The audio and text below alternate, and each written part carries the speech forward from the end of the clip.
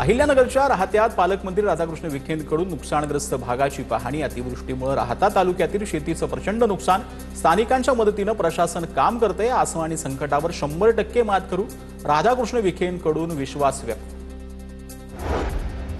धाराशिवच्या परांड्यातील सीना कोळगाव धरणातून 85,000 क्युसेक्स पाण्याचा विसर्ग, तर खासापुरी आणि नान्नी धरणातून 32,000 क्युसेक्स पाण्याचा विसर्ग। दुधना चांदणी सीना नदीला महापूर आल्याने परांडा तालुक्यातील सर्व मार्ग वाहतुकीसाठी बंद। बुलढाण्याच्या लोणार तालुक्यात मुसळधार पाऊस, सावरगाव तेलीगावच्या चारही बाजूंनी पाण्याचा वेढा, सावरगाव तेलीगावच्या तालुक्याशी संपर्क तुटला। नाशिकच्या मालेगावमधील गिरणा पुलाजवळील जमिनीचा भाग खचला, महापालिका प्रशासनाकडून गिरणा पूल वाहतुकीसाठी बंद। महामार्गावरून येणाऱ्यांनी गिरणा पुलावरून न येण्याचं आवाहन।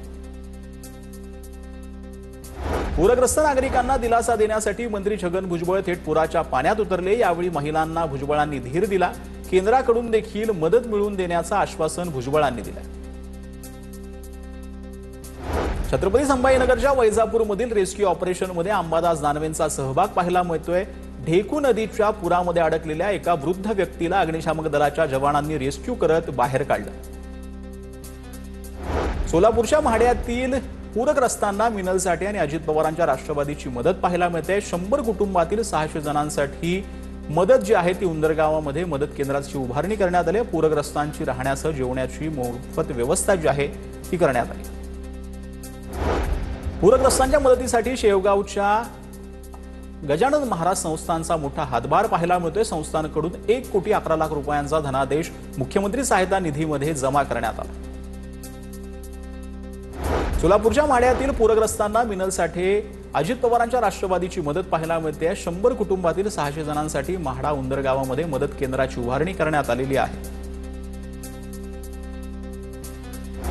तर म्हाड्याच्या शासकीय गोदामामध्ये शेतकऱ्यांसाठी 2 टप्प्यामध्ये 21 टन पशुखाद्य दाखल झालं। यापैकी 3 टन पशुखाद्याचं वाटप झालं असून इतर खाद्य 17 पूरबाधित गावांमध्ये टेम्पोद्वारे पाठवलं जाणार आहे।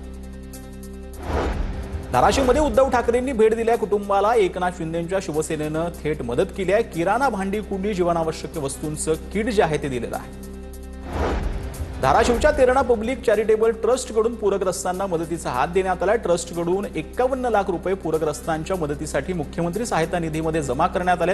आमदार राणा जगजितसिंह पाटील यांनी ही माहिती दिली आहे। महाराष्ट्रात जी अभूतपूर्व परिस्थिती निर्माण झाली आहे अतिवृष्टीमुळे, या अनुषंगाने आपण श्री तुळजाभवानी मंदिर ट्रस्टच्या माध्यमातून 1 कोटी रुपये मुख्यमंत्री सहायता निधीला द्यायचा निर्णय घेतलेला आहे।